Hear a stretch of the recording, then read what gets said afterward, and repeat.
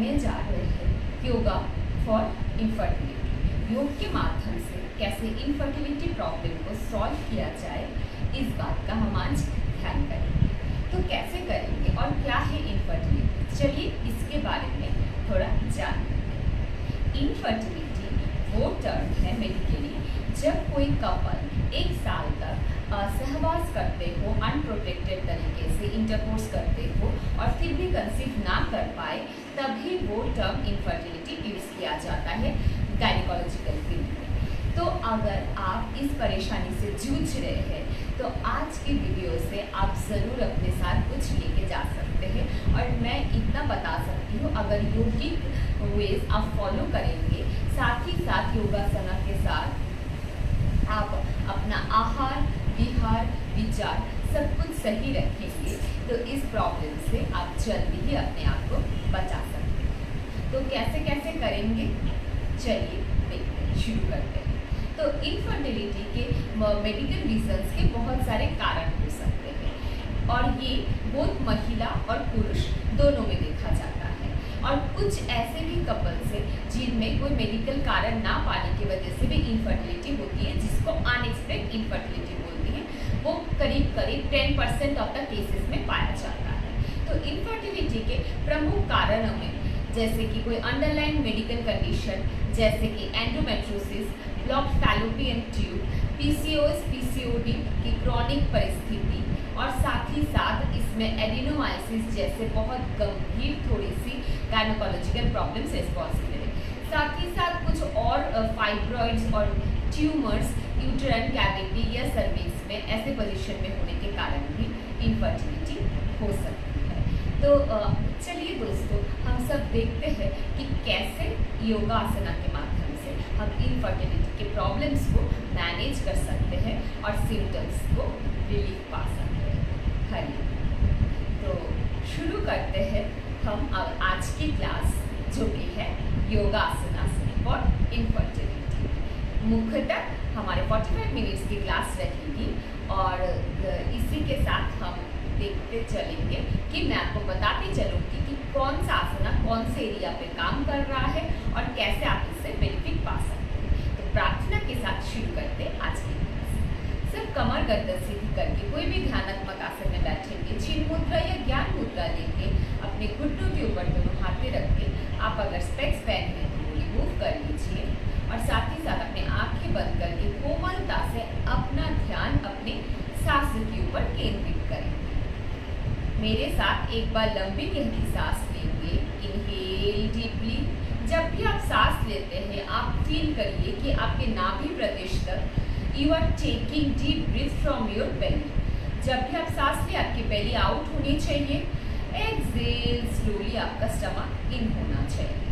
यही है हमारे मुख्यतः सांस लेने की सही विधि। Inhale, take a deep breath and feel the breath is coming from your belly. Exhale slowly your belly in and all the carbon dioxide is releasing. Last time, one more time, inhale deeply and slowly exhale. शुरुआती दिनों में जब आपको समझ में आए कि आप कैसे सांस ले रहे, तो चाहे तो आप अपना दाहिने हाथ अपनी पीठ के ऊपर रख सकते हैं। अभी दोनों हाथों को अपने हृदय कमल के पास लाके, अपने हार्ट चक्रा के पास लाके, अनाहत चक्र जिसे बोलते हैं, मेरे साथ प्रार्थना की शुरुआत करें। एक लंबी गहरी सांस के साथ इन मंत्रों का उच्चारण करें। ओम पूर्णमदः पूर्णमिदं पूर्णात् पूर्णमुदच्यते पूर्णस्य पूर्णमादाय पूर्णमेवावशिष्यते। ओम शांति शांति शांति। अपने दोनों हाथों को अच्छे से रब करके अभी प्रार्थना से प्राप्त हुई जो भी सकारात्मक ऊर्जा है, all the positive thoughts, and you are manifesting for yourself that all your problems which is causing infertility is vanishing soon. अपने इष्ट देव को याद करके इसी ऊर्जा को अपने आंखों पे, अपने मस्तिष्क पे और समस्त शरीर पे धारण करके धीरे धीरे शुरू करें। हरिओम से। तो आज हम जैसे बात कर रहे थे इनफर्टिलिटी के बारे में, तो जैसा आप समझ रहे हैं कि इनफर्टिलिटी ऐसा नहीं कि सिर्फ महिलाओं में होती है, ये पुरुषों में भी होती है। तो मुख्यतः आज जो हमारा एक्टिवेशन एरिया रहेगा वो हमारा pelvis, lower area and thighs के जोन रहेंगे। तो मुख्यतः हम अपने एब्डोमिनल, लोअर एब्डोमेन पे ज़्यादा काम करेंगे। तो पहले हम कुछ सिटिंग आसन एक्सरसाइज सूक्ष्म व्यायाम का सीक्वेंस देख लेते हैं, उसके बाद हम बाद में स्टैंडिंग आसन पे जाएंगे। तो पहले सीटिंग में हम सूक्ष्म व्यायाम के लिए आप चाहे तो पद्मासन, सुखासन, कोई भी ध्यानात्मक आसन में बैठ सकते हैं। मैं सुखासन में बैठी हूँ। तो आप पहले सांसों के साथ जैसा जैसा मैं इंस्ट्रक्शन दूँ वैसा वैसा करके चलिए। तो क्या करना है आपको, हम सीटेड तारासन करेंगे। बैठ के कैसे अपने स्पाइन को इलोंगेशन करते हैं वो इम्पॉर्टेंट है। देखिए हमारा जो स्पाइनल कॉर्ड है, जो हमारे पीछे बैकबोन के नाम से आप जानते होंगे, मेरुदंड, इसका बहुत बड़ा रोल है हमारे बॉडी को हेल्दी रखने में। तो जिसकी जितनी स्पाइन स्ट्रॉन्ग एंड हेल्दी, उसकी उतनी आयु। तो चलिए पहले स्पाइन को थोड़ा मजबूत कर लेते हैं। तो सांसों के साथ धीरे धीरे अपने हाथों को ऊपर उठाइए, इनहेल, इंटरलॉक करिए, हाथों को टर्न करिए और यहाँ पे आप होल्ड करिए। 1 2 3 4 एंड 5। स्लोली रिलीज, हाथों को इंटरलॉक खोल के धीरे धीरे रिलीज करते करते एक्सेल करिए। धीरे धीरे आप एक्सेल कर रहे हैं। फिर से और एक बार सीक्वेंस करते। इनिशियली इनहेल करते करते आपको हाथों को ले जाना है ऊपर। स्पाइन में अच्छा सा खिंचाव महसूस होगा। हाथों को इंटरलॉक कीजिए, टर्न करिए पाम और स्ट्रेच। 1 2 3 4 एंड 5। रिलीज, हाथों को उल्टा घुमाइए, रिलीज करिए और एक्सेल करते करते स्लोली पाम स्टॉप। अब हम करेंगे थोड़ा साइड बेंड। तो साइड बेंड जैसे हम स्टैंडिंग में त्रियंतारासन करते हैं, तो इसके लिए सेम आपको सेम प्रोसेस बस बैठ के करना है। फिर से सांसों के साथ इनहेल करते करते हाथों को ऊपर, हाथ इंटरलॉक्ड, palms turn outward और just bend to sidewards exhalation। दृष्टि आप ऊपर सीढ़ी की तरफ रखिए। 1 2 3 4 5 6 7 8 9 and 10। कम बैक, इनहेल, सांस लेते लेते हाथों को घुमाइए, कम बैक। अभी आपको फिर से सांस छोड़ते छोड़ते हाथों को टर्न करके आपको दूसरे ऑपोजिट साइड में बेंड करना है। होल्ड करिए 10 काउंट्स। 1 2 3 4 5 6 7 8 9 and 10। स्लोली इनहेल, हाथ टर्न। लास्ट काउंट फिर से हम राइट साइड में बेंड करेंगे। आप जो भी साइड में पहले किए थे उस साइड में बेंड करिए। हाथों को टर्न एंड एक्सेल। याद रखिए आपके जो जंघा है, आपके थाई है, वो नहीं उठने चाहिए जमीन से। 4 5 6 7 8 9 and 10। Inhale, come to center. Again, exhale, bend the opposite side. 1 2 3 4 5 6 7 8 9 and 10। Again inhale, come to center। हाथों को टर्न करके अपोजिट करके स्लोली रिलीज। ठीक है, इससे क्या होता है, ये त्रियंतारासन से आपके जो ऑब्लिक मसल्स है, आपके साइड में internal and external oblique muscles होते हैं, इनमें अच्छा स्ट्रेच पड़ता है। तो हमारे दोनों साइड में हमारी किडनीज भी रहती है और साथ ही साथ हमारा जो यूटेरस होता है वो इस पोजीशन में रहता है और इधर हमारे फैलोपियन ट्यूब्स एंड ओवरीज रहते हैं, बोथ लेफ्ट एंड राइट। तो आपके यहाँ पे साइड बेंडिंग करने की वजह से इनमें अच्छा एब्डोमिनल ऑर्गन्स को अच्छा प्रेशर पड़ता है। तो ये भी आपके ओव्यूलेशन के लिए, जो कि महिलाओं में मुख्यतः 13 या 14 दिन पे होता है पीरियड साइकिल का, तो बहुत अच्छा रहता है। अभी हम करेंगे थोड़ा ट्विस्टिंग, सीटेड कर्ली क्लास है।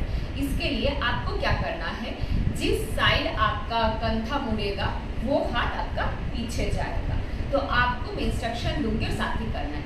आपको सांस लेना है, सांस लेते लेते दोनों हाथ ऊपर, सांस छोड़ते छोड़ते आपका राइट हैंड आपके लेफ्ट नी पे और लेफ्ट हैंड पीछे, और आपको पीछे देखना है और होल्ड करना है 5 counts. 1 2 3 4 5। Inhale come to the centre, हाथों की पोजीशन रिलीज करिए। फिर से ऑपोजिट एक्सहेल करते करते मुड़ जाइए। लेफ्ट हैंड अभी राइट नी और राइट हैंड पीछे, और आप देखेंगे दाहिने तरफ। 1 2 3 4 5। फिर से इनहेल करते करते सेंटर, फिर से सेम एक्सहेल करते करते पीछे मुड़ जाइए ऑपोजिट साइड। 1 2 3 4 5। फिर से इनहेल करते करते सेंटर, एक्सहेल करते करते ऑपोजिट साइड। 1 2 3 4 एंड 5।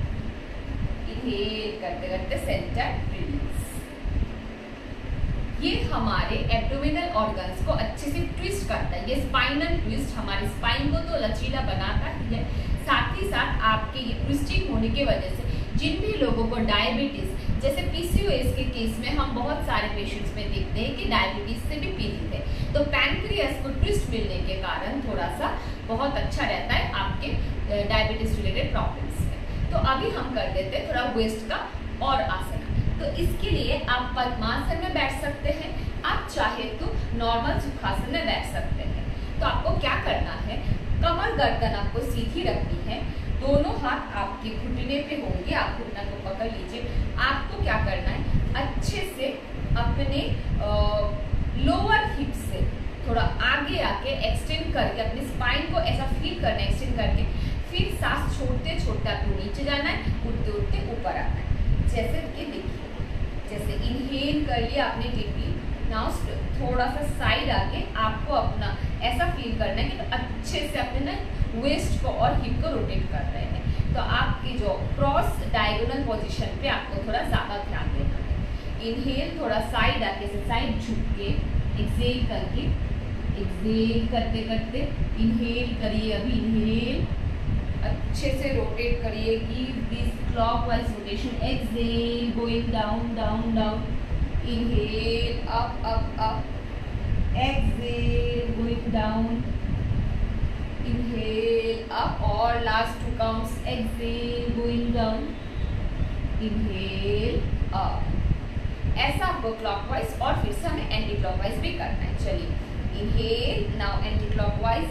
आपको कैसे फील करना है, आपको अपना राइट शोल्डर अपने लेफ्ट नी से क्रॉस डायगोनल पोजीशन पे लेके जाना है। इससे क्या होगा, आपके लोअर पेल्विक पे ज्यादा प्रेशर पड़ेगा, तो एब्डोमिनल ऑर्गन्स अच्छे से मसाज मिलेगा। तो चलिए ब्लड फ्लो भी ज्यादा बढ़ेगा। चलिए inhale and slowly turn towards left. Now धीरे धीरे एक्सहेल करते करते रोटेट, अच्छे से आप अपना वेस्ट अपने हिप्स को रोटेट करें। Exhale, inhale up, anti clockwise कर रहे हैं, अच्छे से सर्कुलर मोशन में करिए। Exhale, inhale up, exhale, inhale up. ये आसन बहुत अच्छा है, पर ध्यान रखिए जिनको भी स्पाइनल कॉर्ड की सर्जरी हुई है या स्पाइन में लोअर बैक में कोई भी प्रॉब्लम है, वो ये आसन ना करें, थेरेपिस्ट की निगरानी में करें। बाकी सब जन अच्छे से कर सकते हैं। साथ ही आप देख सकते हैं कि और एक आसन जो हमारे वेस्ट के लिए भी बहुत अच्छा होगा, तो ये आपके ओबेसिटी रिलेटेड प्रॉब्लम्स को भी कम करेगा। तो इसके लिए आपको क्या करना है, इसके लिए आपको ऐसे ही पोजीशन में बैठ के आपको ऐसा फील करना है कि आपको चक्की चलाना है, ठीक है। तो आपको दोनों हाथों को अपने सामने रखना है, सांस लेके भर के धीरे धीरे आपको ऐसे अच्छे से, आप जैसे आटा पीसते थे हमारी दादी लोग, वैसे आपको आटा पीसना है। तो पहले क्लॉकवाइज 10 टाइम्स और एंटी क्लॉकवाइज। जैसे आप सामने जाएंगे तो एक्सहेल करेंगे, जैसे ऊपर स्ट्रेट पोजीशन में आए तो इनहेल करेंगे। To 1 2 3 4 6 7 8 9 and 10 last count. दोस्तों आपको ये ध्यान रखना है करते वक्त आपके हिप्स, आपके थाइज और आपके नीज फ्लोर से नहीं उठने चाहिए, वरना इस आसन का कोई फायदा नहीं। इस आसन का मेन एरिया आपका कोर है, आपका कोर मसल्स एक्टिवेट हो रही है ताकि आपके यूटेरन की कैविटी के थ्रू ज्यादा ब्लड फ्लो दिया जा सके, और साथ ही साथ ये सिर्फ रिप्रोडक्टिव हेल्थ के लिए, आपके डाइजेशन के लिए भी बहुत अच्छा रहेगा। जो भी अपच जैसे गैस, ब्लोटिंग, कॉन्स्टिपेशन जैसी बीमारियों से गुजर रहे वो ये आसन डेली अपने इंक्लूड करें, बोथ मेल एंड फीमेल। पर अगर किसी का प्रोस्टेट जैसे समस्या से बड़ा हुआ है जेंट्स में, तो वो मेरी तरह पद्मासन में ना बैठे, वो सिंपल सुखासन में बैठे। ध्यान रखिए ये सिद्धासन का पोजीशन है। सिद्धासन में हमारे जो पैरों के जो हील्स है वो हमारी गुदा द्वार के पास, हमारे जेनिटल ऑर्गन्स के पास होती है। तो जो भी अगर एक्टिव यूटीआई इन्फेक्शन या प्रोस्टेट की प्रॉब्लम से गुजर ले वो इस आसन में ना बैठे, वो नॉर्मल अपने हील्स को सामने रख के फिर ये आसन कर सकते हैं, ठीक है। पर ध्यान रख के आराम से करिएगा।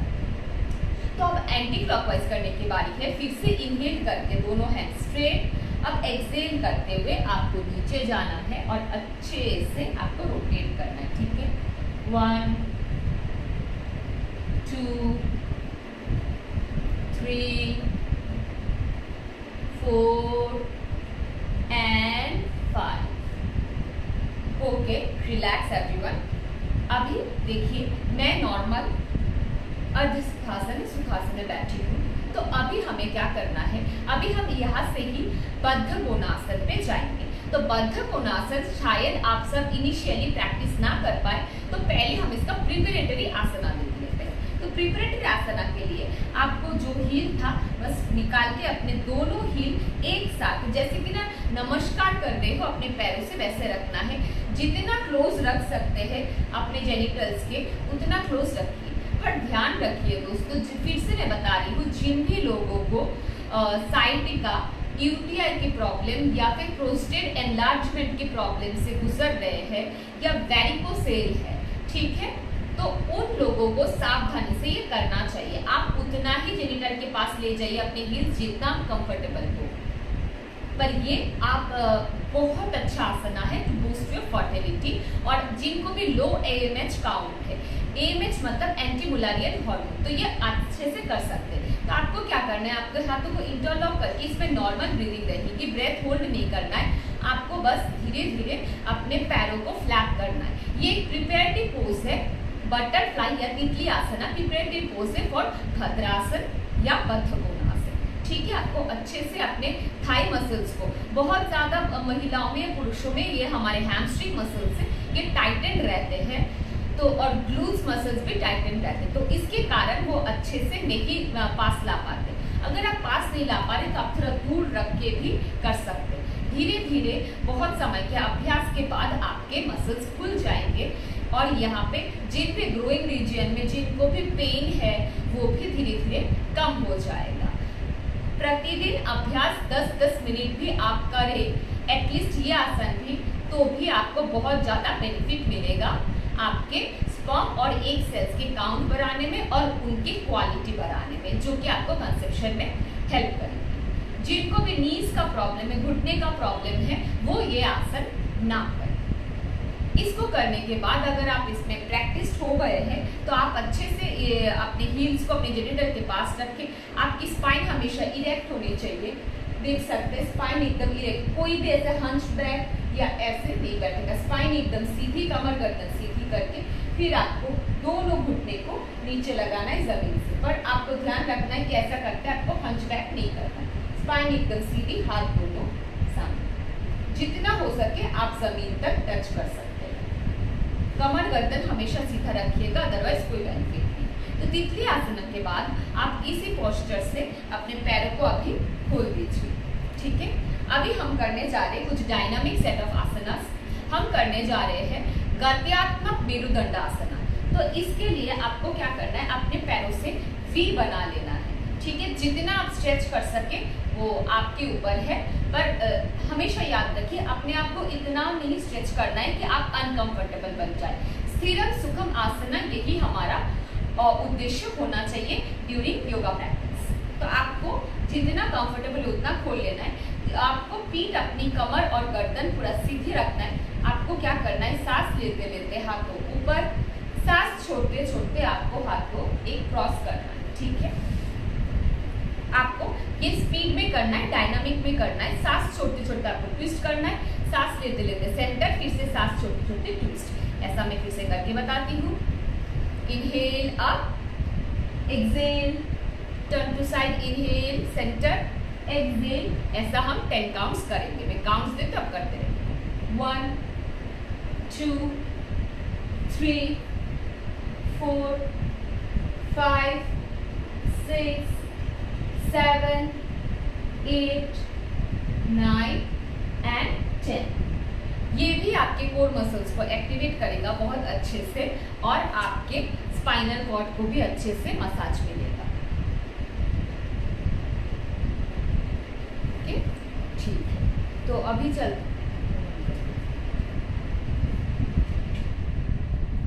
चलते हैं हम थोड़े से प्रोन एंड सुपाइन आसनास पे। तो इसके लिए आपको अपने मैट पे बैठ जाना होगा। उसके बाद दंडासन में आने के बाद आप अपने पीठ के बल या लेट जाएंगे।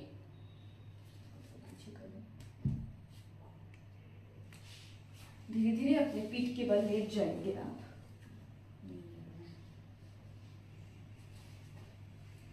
अभी हम करने जा रहे हैं उत्तान पादासना। तो उत्तान पादासना करने के लिए आपको पहले अपने शिथिलात्मक स्थिति में, शरीर में शिथिलात्मक स्थिति में आपको लेट जाना है। उसके बाद आपको क्या करना है, सांस लेते लेते आपको एक एक पैर, हम पहले और एक पाद उत्तान पादासना करेंगे।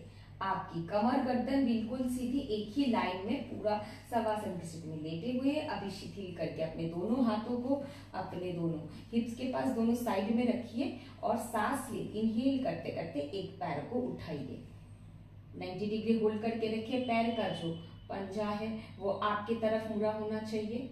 Hold 1 2 3 4 and 5। धीरे धीरे सांस छोड़ते नीचे करिए। फिर आप अपने दूसरे पैर को उठाइए। इनहेल, धीरे धीरे आपको 30, आपको 60, 90 जितना पॉसिबल है आप कर सकते हैं। आपके पैरों के जो फिंगर्स है वो आपके तरफ पॉइंटेड होने चाहिए। आपको अच्छा सा स्ट्रेच महसूस हो रहा होगा अपने थाइस पे। इन 1 2 3 4 एंड 5 और धीरे धीरे एक्सेल करते करते धीरे धीरे डाउन करिए। अभी हम करेंगे दोनों पैरों के साथ उत्तान पादासना एक साथ इनहेल करते करते। ये आपके कोर मसल्स को बिल्ड करेगा और साथ ही साथ आपके जो एब्डोमेन पे बहुत प्रेशर आता है, तो बहुत अच्छा है। तो चलिए इनहेल करते करते दोनों पैर को उठाइए जितना आपसे पॉसिबल है। 90 करने का कोशिश कीजिए और दोनों पैरों के जो टोज है आपके तरफ, कोई भी सीधा ऐसे नहीं रखिएगा। अच्छा सा स्ट्रेच महसूस कीजिए अपने ग्लूट मसल्स पे, अपने हैमस्ट्रिंग्स पे। दोनों हाथ आपके जमीन पे फर्म, कंधा सीधा। 1 2 3 4 एंड 5। स्लोली पैर को रिलीज करते करते सांस छोड़ते छोड़ते रिलैक्स। Last 1 more round. फिर से इनहेल करते करते पैर को उठाइए, दोनों पैर 90 degree and hold 1 2 3 4 and 5. Slowly with exhalation release. अभी हम यहाँ से ही करेंगे एक मॉडिफिकेशन।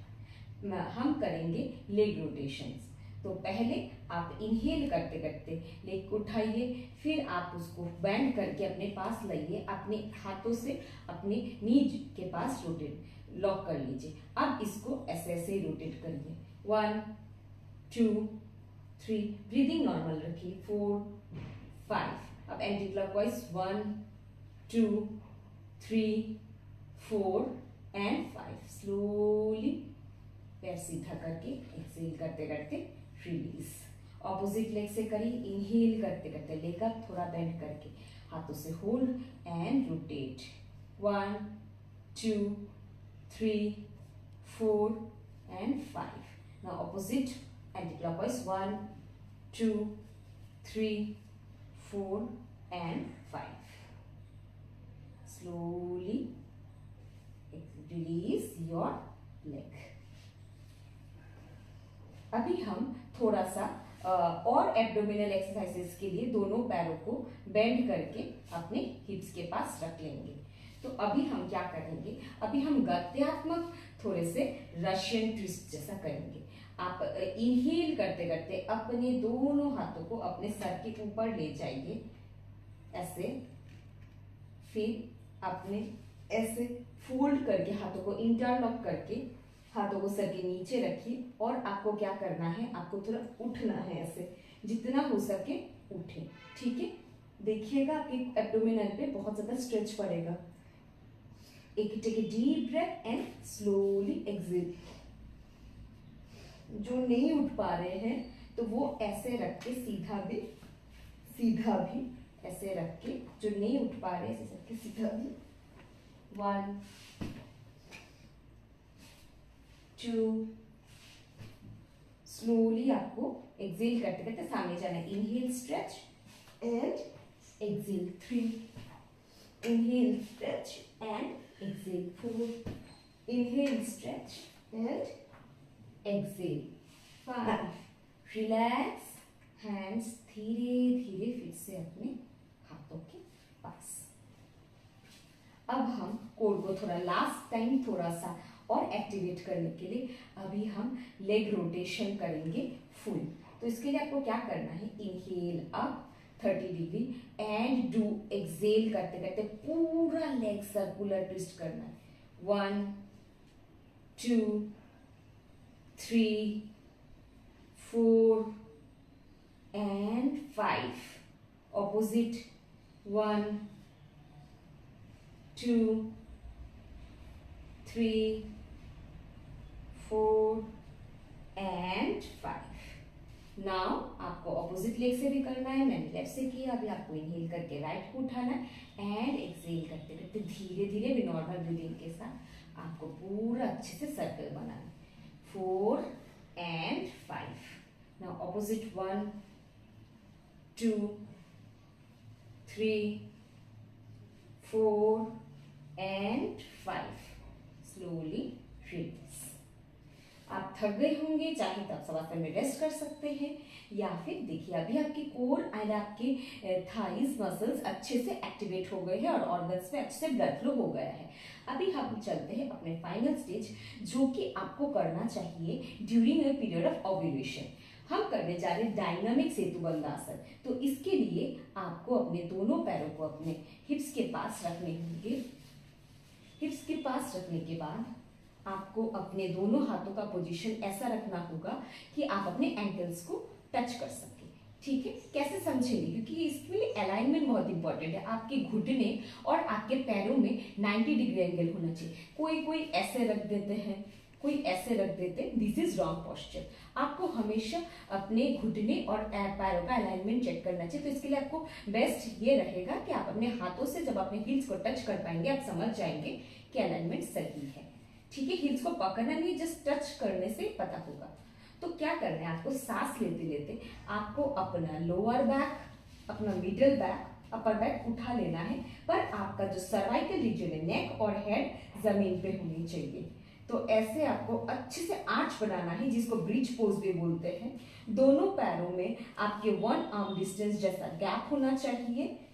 आपको ऐसे यहाँ पे होल्ड नहीं करना है, हम डायनामिक करेंगे। Inhale and exhale, inhale up and exhale down, inhale up, exhale down, inhale up, exhale down, inhale up, exhale down।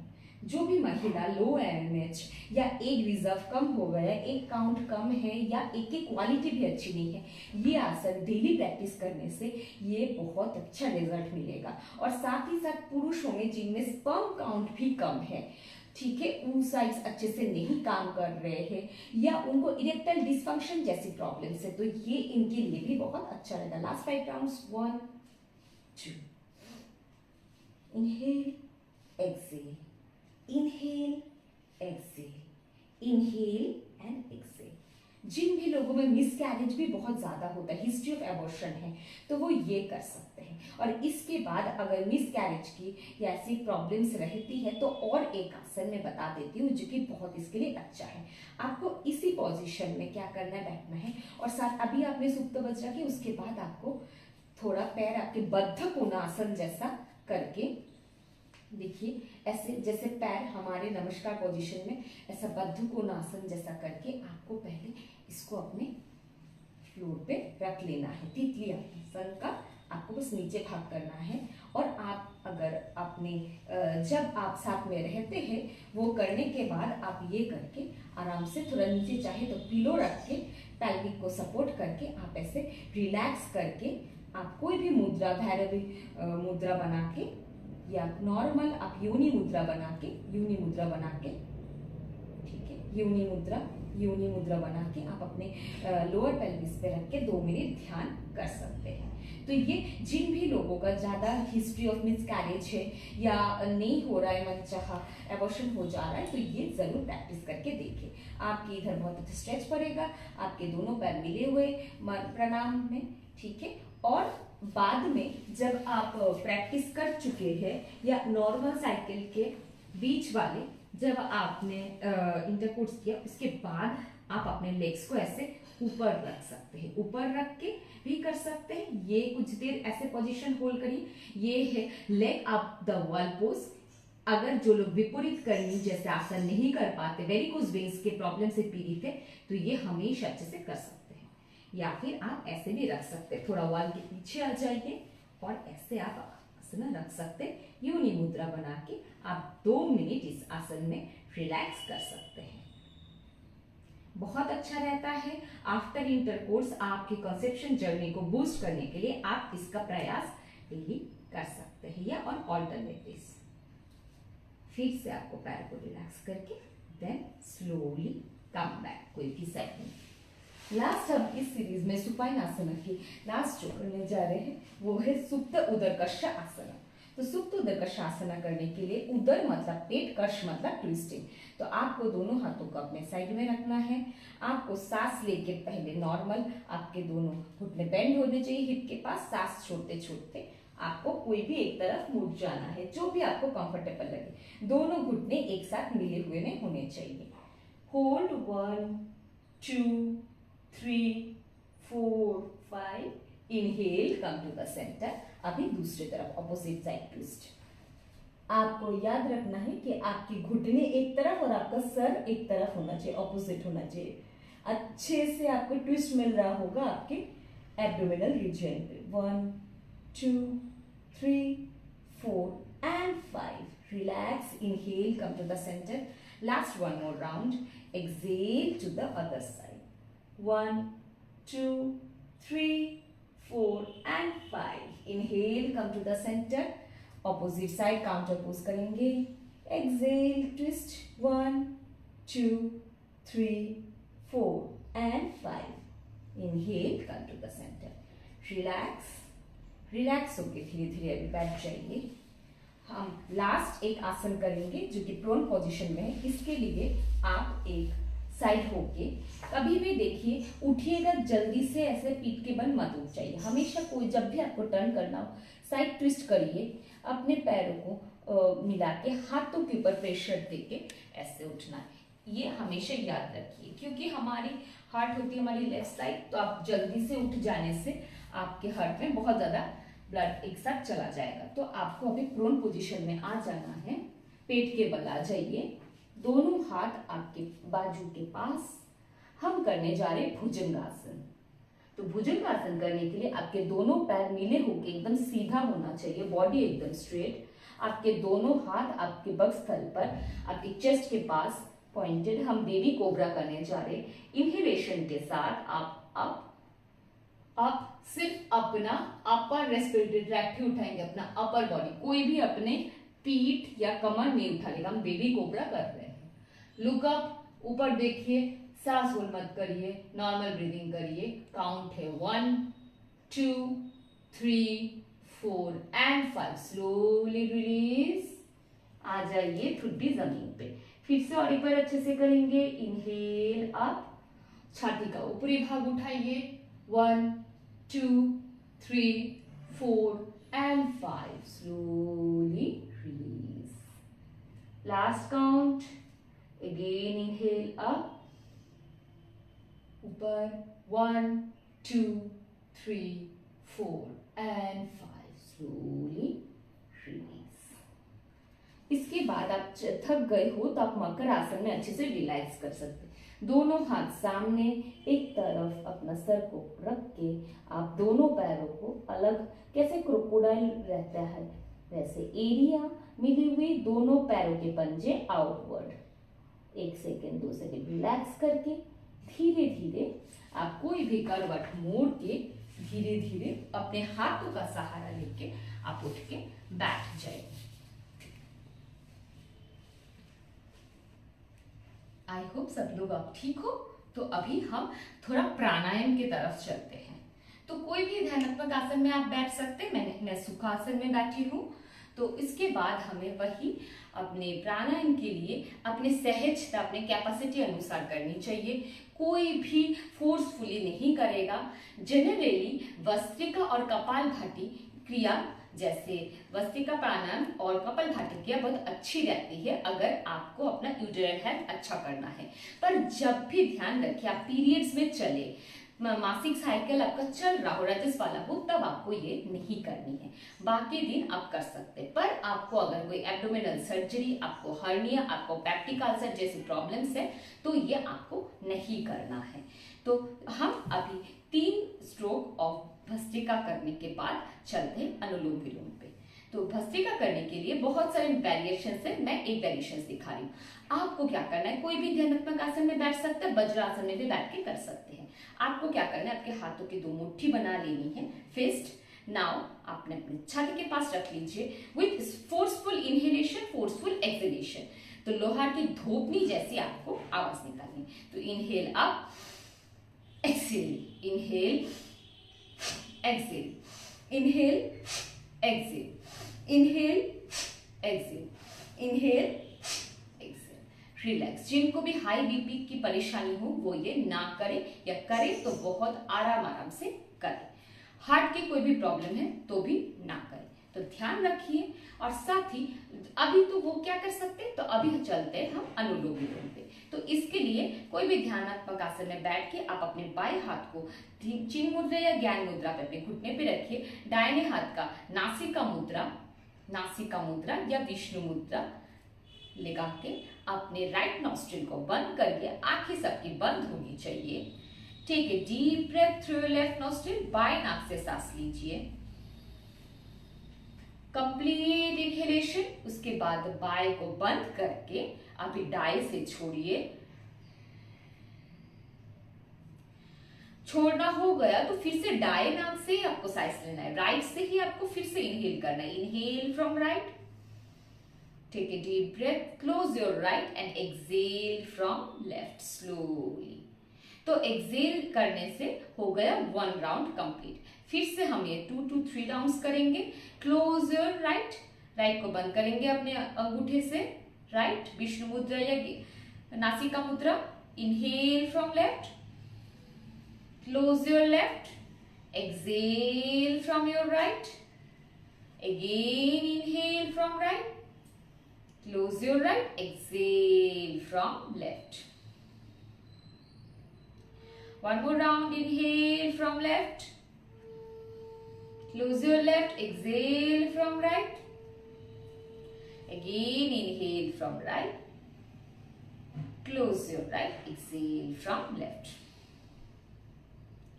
धीरे धीरे अपने हाथों को रिलीज करके नॉर्मल हो जाइए। पर ध्यान रखिए आंखें मत खोलिए, आंखें प्राणायाम के दौरान बंद रहनी चाहिए। ठीक है, दृष्टि अपने अंदर रखिए, भ्रू मध्य दृष्टि रखिए तो बेस्ट आपको रिजल्ट मिलेगा।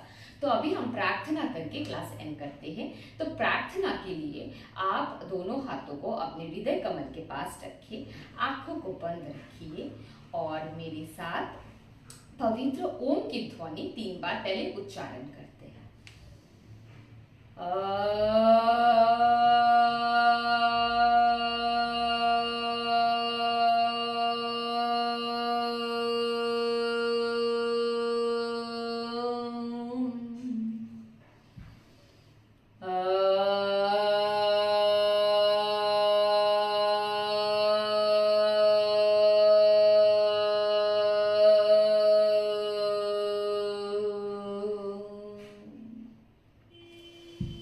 ॐ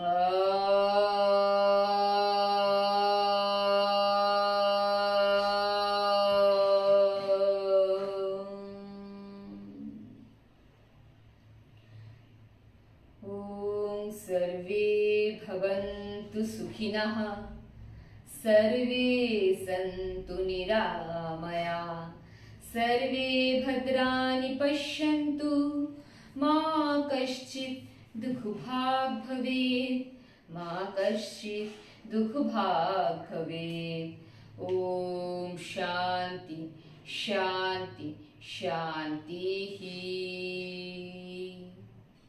हरि ओम।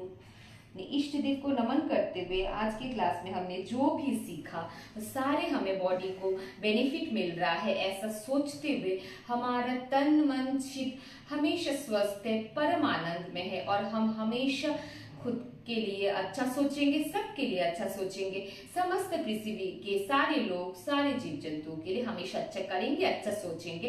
ऐसा संकल्प लेते हुए धीरे धीरे अपने हाथों को घर्षण करते हुए पवित्र ओम की ध्वनि से जो ऊर्जा उत्पन्न हुई उसको अपने चेहरे पे, अपने मस्तिष्क समस्त शरीर में धारण करके धीरे धीरे आंखें खोलेंगे कोमलता से। ध्यान रखिए फर्टिलिटी कोई एक दिन का काम नहीं है, fertility journey is a process. तो आपको अपने योगासना के साथ अपने खान पीन का विशेष ध्यान रखना है और सबसे बड़ी बात अपने मानसिक स्वास्थ्य का भी अच्छे से ध्यान रखना है। स्ट्रेस इज ए बहुत बड़ा रीजन है इनफर्टिलिटी का। तो हमेशा मुस्कुराते हंसते रहिए। हरिओम। सभी को आप सबका दिन शुभ हो।